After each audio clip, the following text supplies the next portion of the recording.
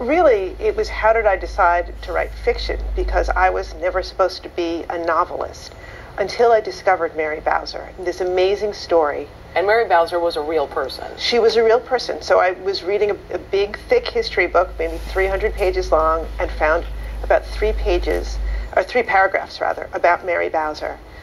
Born into slavery, freed and sent north to be educated, but then she comes back to the South and during the Civil War becomes a Union spy by pretending to be a slave in the Confederate White House. So I think it was just so amazing to me that not just what she did, but why she would do it. One of the tricks about historical fiction is that we know how the story ends, right? Spoiler alert, North wins. Spoiler alert, slavery ends. But for people in that time period, they didn't know that.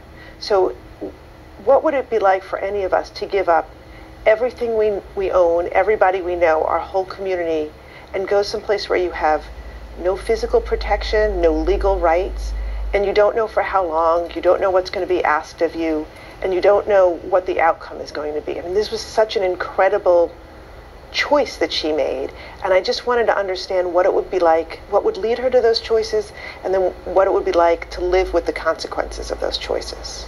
I think part of it was that I wanted people to feel, although this happened a long time ago and in a really different moment in American history, I wanted people to feel that they could relate to it. Every kid wants to believe that she's special or he's special. Every parent wants to believe that their child is special. But when you're living in slavery, being special is a very dangerous thing. So part of it was to give readers an insight into what it might be like to live this experience before the drama of the war starts.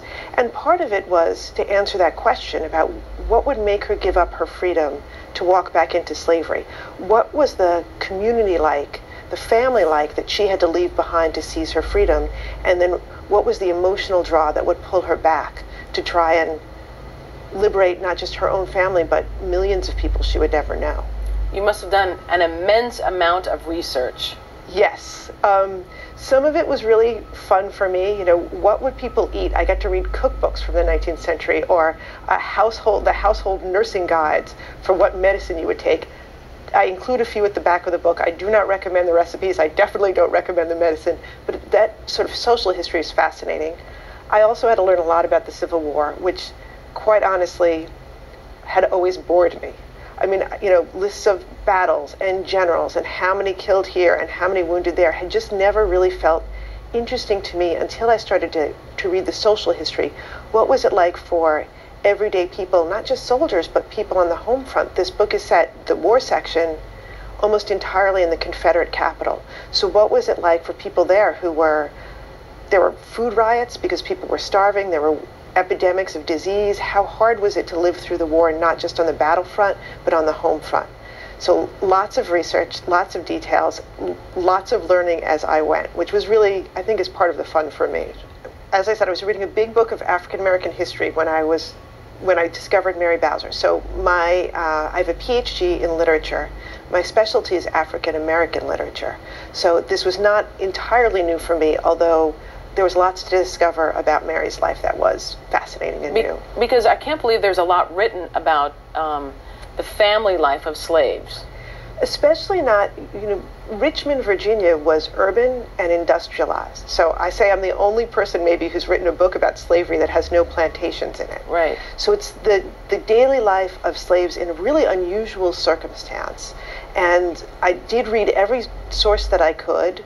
And then, of course, you're a fiction writer, so you get to make things up. And figuring out what that balance is between knowing the facts and then imagining the emotions that people would have having to live sort of constrained by the facts and the restrictions of slavery. Well, I think, first of all, surprise. Your response of, you know, Mary Bowser, who knew? Why don't we know about her? Right. So part of that is surprise and wanting to learn more. And I think what's been really striking to me, I think of this as a character-driven story. It's about a relationship between a girl and her parents, and then a relationship between these two women as Mary grows older. The woman who freed her, Bet Van Loo, also whose family owns her. So she grows up, she's her owner, then she frees her. Then they work together in this spy ring, a black woman and a white woman.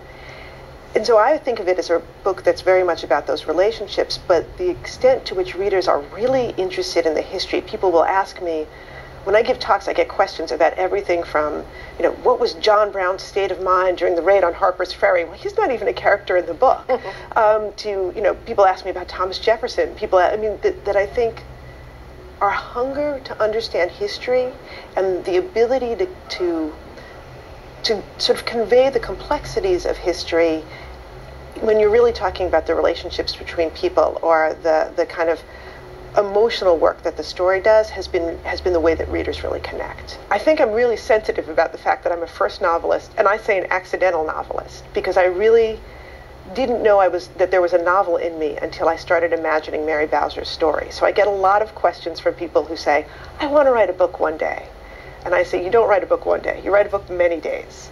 And the ability, I think part of what makes the book work, part of what makes any great book work, is that the writer can really inhabit the world of the characters. So I'd wake up in the morning and hear the voices of the characters in my head and really live in their world as much as possible. There were moments when I would walk down the street and I would picture the people that I was looking at as though they were living in the 1850s or 1860s. What would your hair look like? What would you look like in a hoop skirt? Or what would a man look like in a Confederate or a Union uniform? And you really start to live in that world. And I think that that's where you can make a book that is so compelling and so convincing, because it is as though you're in it as the writer, and that's the way that you can bring readers into it. Thank you. Thank you very much. Okay.